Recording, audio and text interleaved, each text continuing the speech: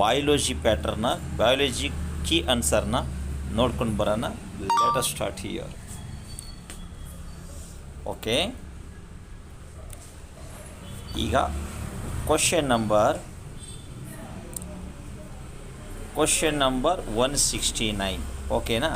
ಈ question number 169ದಲ್ಲಿ 169 ಓಕೆನಾ, biology.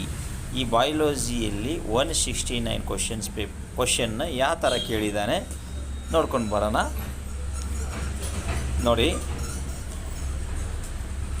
Question number 169. Okay, 169ದಲ್ಲಿ select the incorrect statement from the following. ಈ ಕೆಳಗಡೆ ಕೊಟ್ಟಿರ್ತಕ್ಕಂಥ ಸ್ಟೇಟ್ಮೆಂಟಲ್ಲಿ ತಪ್ಪಾದ ಹೇಳಿಕೆ, ರಾಂಗ್ ಸ್ಟೇಟ್ಮೆಂಟ್ ಯಾವುದಿದೆ ಅಂತ ಕೇಳಿದ್ದಾನೆ.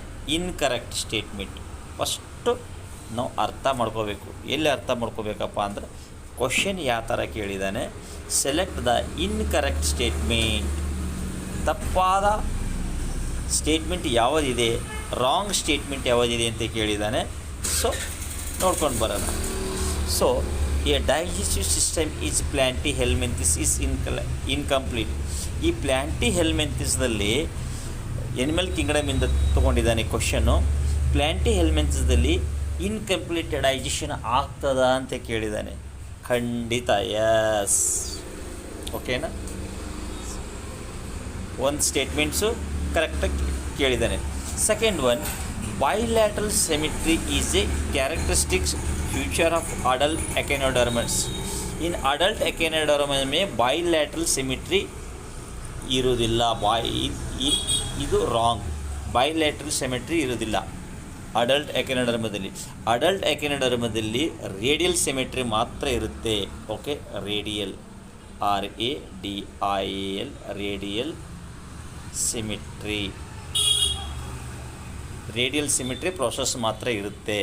ಇದು ನಮಗೆ ರಾಂಗ್ ಸ್ಟೇಟ್ಮೆಂಟ್ ಕೇಳಿದ್ದಾನೆ. ಏನು ಕೇಳಿದ್ದಾನೆ? ನಮಗೆ ಇನ್ಕರೆಕ್ಟ್ ಸ್ಟೇಟ್ಮೆಂಟ್ ಹೇಳಿದ್ದಾನೆ. ಇದರಲ್ಲಿ ನಮಗೆ incorrect, totally B is incorrect, ತಪ್ಪಾದ ಹೇಳಿಕೆ. So second one, third one, pseudocoelom is possessed by the aschelminthes. Pseudocoelom is possessed by the aschelminthes. ಇದು ಸ್ಟೇಟ್ಮೆಂಟ್ ಸರಿನಾ ತಪ್ಪ ಅಂತ ಕೇಳಿದರೆ 100% ಇದು ಸರಿ. ಓಕೆ, ಈಗ ಡಿ ಏನು ಕೇಳಿದ್ದಾನೆ?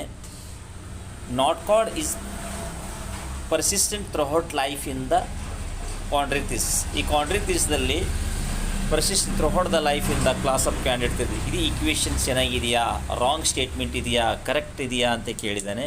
ಸೊ ಇದನ್ನು 100% ಸಹಿ ಇದೆ. ನಮಗೆ ಬೇಕಾಗಿರೋದು ರಾಂಗ್ ಸ್ಟೇಟ್ಮೆಂಟ್, ಇನ್ಕರೆಕ್ಟ್ ಸ್ಟೇಟ್ಮೆಂಟ್ ಕೇಳಿದ್ದಾನೆ. ಓಕೆನಾ? ಇನ್ಕರೆಕ್ಟ್ ಸ್ಟೇಟ್ಮೆಂಟ್ ನಾವು ಇಲ್ಲಿ ಫೈಂಡ್ ಔಟ್ ಮಾಡಬೇಕು. ಓಕೆ, ಏನು ಕೇಳಿದ್ದಾನೆ? ಈ member of class reptile maintain A constant body temperature. ಈ ರೆಪ್ಟೈಲ್ ಏನಿದೆಯೋ ಇದು ಮೇಂಟೈನ್ ಮಾಡ್ತದೇನೋ ಕಾನ್ಸ್ಟಂಟ್ ಟೆಂಪ್ರೇಚರ್ ಕೇಳ್ತಾನೆ. ಸೊ 100% ಇಸ್ ರಾಂಗ್ ಇದು. ಓಕೆ ಅಂದರೆ, ಸೊ ರೆಪ್ಟೈಲ್ಸ್ ಇಲ್ಲಿ cold blooded animals, cold reptile, cold blooded animals, cold blooded animals.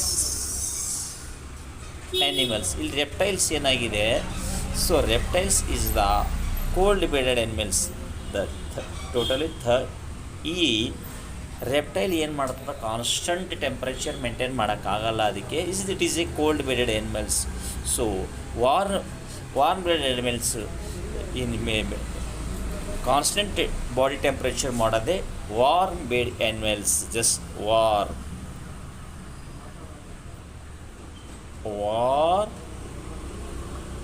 Blooded animals. ಓಕೆನಾ? ಮಾತ್ರ. So ಅದಕ್ಕೆ ಸಾಧ್ಯ. ಇಲ್ಲಿ ವಾರ್ಮ್ ಬ್ಲಡೆಡ್ ಆ್ಯನಿಮಲ್ಸಲ್ಲಿ ಈ ಎಕ್ಸಾಂಪಲ್ಗೆ ಏನು ಬರ್ತದಪ್ಪ? Mammals plus birds. ಓಕೆನಾ? ವಾರ್ಮ್ ಬ್ಲಡ್ ಮಾತ್ರ ಅವು ಮೇಂಟೆನೆನ್ಸ್ ಕಾನ್ಸ್ಟೆಂಟ್ ಟೆಂಪ್ರೇಚರ್ ಮಾತ್ರ ಮಾಡ್ಕೊಂಡು ಬರ್ತದೆ. ಇದು ಸೊ ಟೋಟಲಿ ನಮಗೆ ಇಲ್ಲಿ ಈ ಇಕ್ವೇಷನ್ನು ರಾಂಗ್ ಬಂತು. ಆಮೇಲೆ ಬಿ ಇಕ್ವೇಷನ್ನು ರಾಂಗ್ ಬಂತು. ಕ್ವಶನ್ ಏನು ಕೇಳಿದ್ದಾನೆ, select the incorrect statement. So incorrect statement ಕೇಳಿದ್ದಾನೆ. ಓಕೆನಾ. ಸೊ ನಮಗೆ ಇವಾಗ ಇನ್ಕರೆಕ್ಟ್ ಸ್ಟೇಟ್ಮೆಂಟ್ಸ್ದಲ್ಲಿ ನಮಗೆ ಆನ್ಸರು ಬಿ ಆ್ಯಂಡ್ ಇ ಅಂತ ಕೊಟ್ಟಿದ್ದಾರೆ ನೋಡಿ. ಓಕೆನಾ. So B and E. So B and E is the B and E. So totally B and E. Question number 2. Okay, 4 marks completed.